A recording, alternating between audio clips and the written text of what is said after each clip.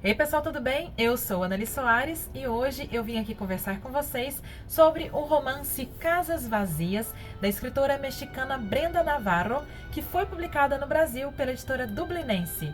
Então bora comigo pro vídeo de hoje. Bem pessoal, então vamos lá conversar sobre este romance mexicano contemporâneo muito forte e bastante interessante que foi trazido pela editora Dublinense com a tradução da Lívia de Orsola. A Brenda Navarro é uma escritora super jovem, né, do México, como eu já falei, e que estreia com este romance super impactante, com temas aqui que eu adoro e já vou compartilhar com vocês.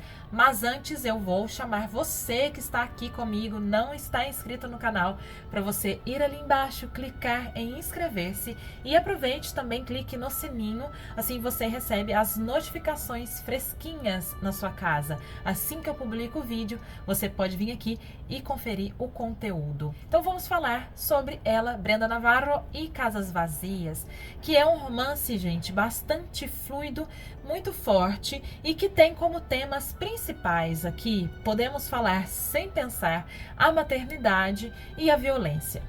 A maternidade, ela é retratada aqui de uma maneira bastante fora da caixinha, daquela ideia de que a mulher é um ser, né, nascido para gestar, para parir e para cuidar. Nesta história, nós temos o contato com duas mães, né? Duas mães sem nome, inclusive isso é bem interessante, bem importante. Outras personagens que aparecem têm nome, mas elas não. Há capítulos em que a gente acompanha uma e há capítulos em que a gente acompanha a outra mãe. As duas são mães que se divergem de muitas maneiras. Principalmente aí eu destaco a classe social dessas duas mulheres, né? Uma é uma mulher de classe média alta, que tem um casamento um tanto mais tradicional, né? Assim, tem um marido que participa ali da rotina da casa e tudo mais. Eles têm algumas questões familiares, né? Uns problemas que acabam trazendo outras temáticas que aí vem, né, que eu falei da violência e do próprio contexto, né, social e cultural doméstico que a autora coloca, mas também questões como luto, né, violência doméstica, porque a irmã do marido, né, dessa primeira mãe, ela é assassinada, né, pelo marido e a sua filha acaba ficando órfã, né, porque ele é preso e eles adotam esta menina, né? Então, vejam, a primeira mulher, ela tem uma estrutura, ela supostamente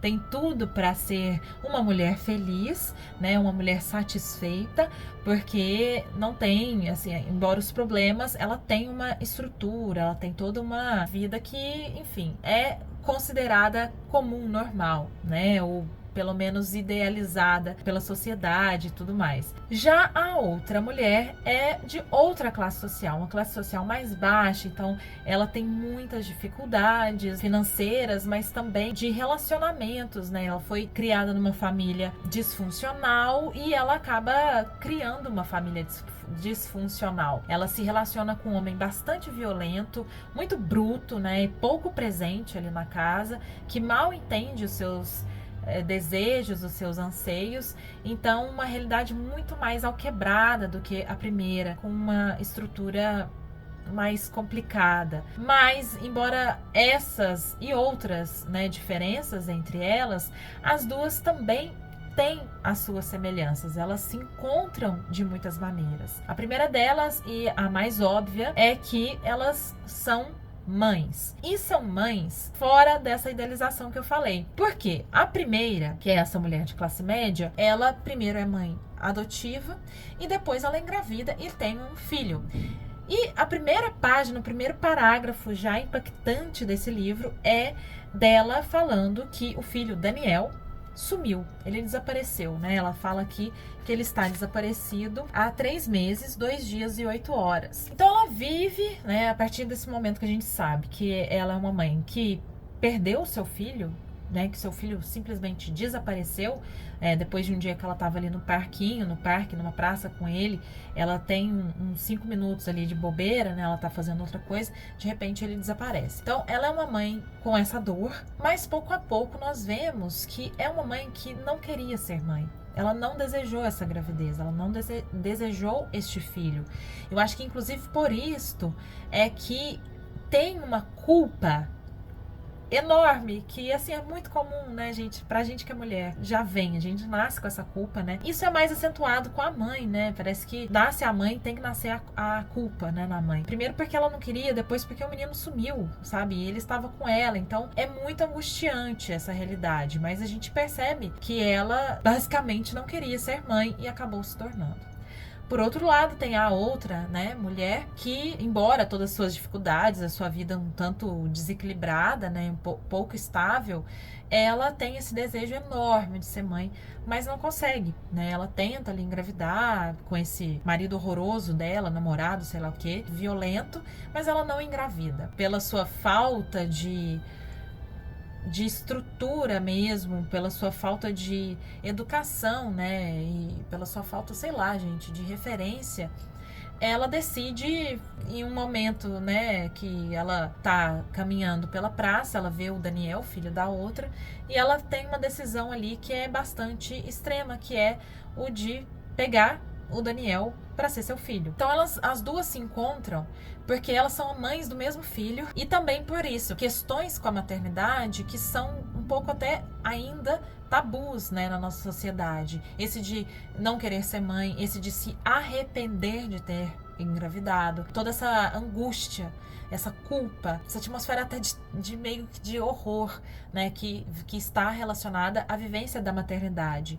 E a vivência da maternidade, né, que traz um certo apagamento da mulher. A partir do momento em que ela engravida ou que ela tem um filho, ela se torna mãe e ponto, né, ou um veículo, né, um receptáculo, um veículo de reprodução e de educação e de cuidado, né, àquela criança, né? Então, a partir desse momento, ela acaba, ela se esvazia, né? Por isso, essa metáfora bonita, né, de casas vazias, como sendo as mulheres, né, desta história e todas as mulheres do mundo. Porque a maternidade, e eu sempre penso nisso, né, e inclusive eu até tenho escrito muito sobre isso, mas a maternidade, ela existe na vida de uma mulher, mesmo que seja pelo não, assim, sabe? Mesmo que seja exatamente por essa não vontade, por este não desejo, que ainda assim dói, né? E ainda assim vem e vem com muita pressão social e muito pouco entendimento, empatia. Como assim você não quer ser mãe? Como assim você é mãe e não gosta de ser mãe? Como assim você é mãe e se arrependeu? Entendeu? Então, assim, no frigir dos ovos é uma dor, né? E as duas estão aqui com as muitas dores que vêm, né? É um livro, portanto, bastante melancólico e dolorido, né, nesse sentido, e em muitos outros também por toda essa camada de violência,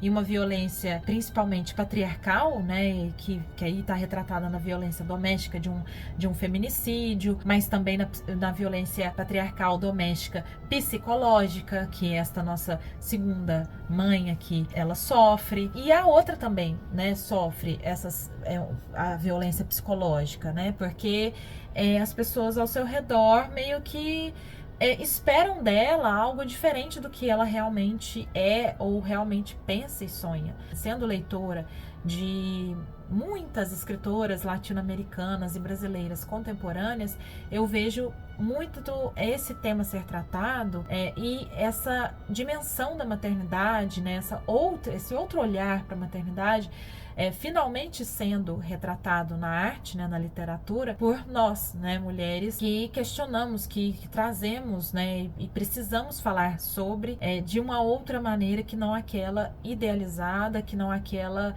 que já é violenta, né?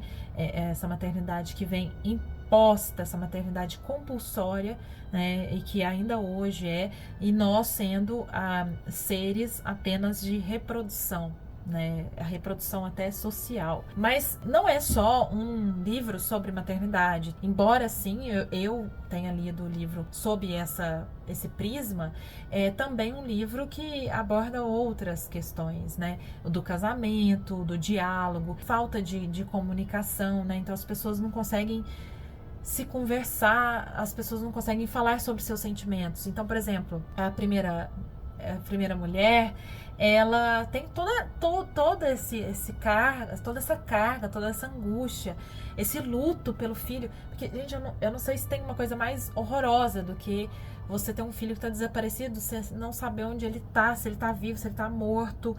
E ficar nessa angústia diariamente, sofrendo essa culpa que eu acho que não deve caber na pessoa. Tudo isso, e ela não tem um bom diálogo com o marido. Do outro lado, a outra mãe, ela sequestrou um menino, né, um bebê. Ela acaba normalizando aquele gesto extremo. Mas aquele gesto extremo feito para tentar criar a família dos sonhos dela. Porque ela vem de uma família tão desestruturada que ela tem esse sonho, né, de ter a sua própria família com pai e filho, né?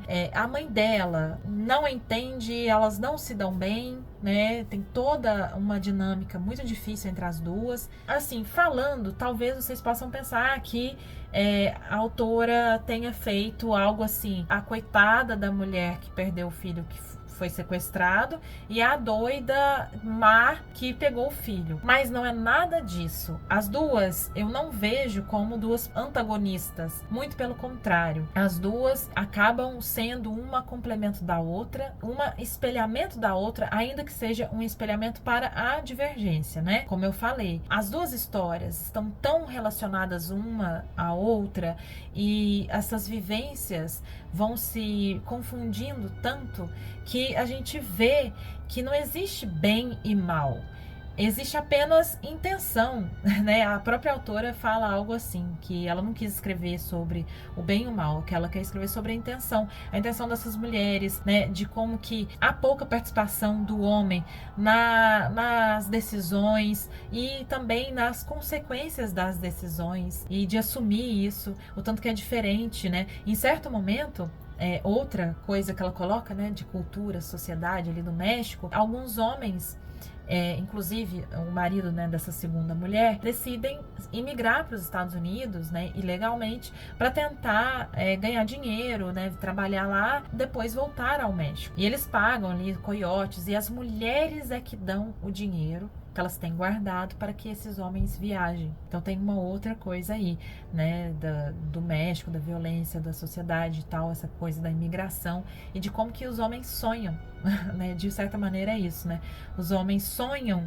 com um presente, um futuro, sonham uma nova realidade, enquanto as mulheres dão toda essa estrutura para que eles sonhem. Sejam os homens grandes, sejam os homens pequenos, né, as crianças. Tem sempre, né, essa mulher ali no amparo, na base, né, fazendo com que isso seja possível. Então, elas estão sempre assumindo, sempre pensando, então tem essa carga mental, que é algo de que as mulheres, principalmente as mulheres que são mães, falam muito, né? Essa carga mental do cuidado, essa carga mental do trabalho doméstico, do trabalho, enfim, que nós temos, né? Numa finalização aqui da resenha, falo também um pouco sobre a escrita da autora, que é muito bem feita, essa costura, né, entre as duas histórias é feita de uma maneira que nós desejamos continuar acompanhando para saber o que vai acontecer, para saber qual é o desfecho dessas histórias, nos faz, né, nos leva adiante e não cai em clichês e não cai nessa coisa binária, né, de bem e mal, de a boazinha e a má, de a certa e a errada.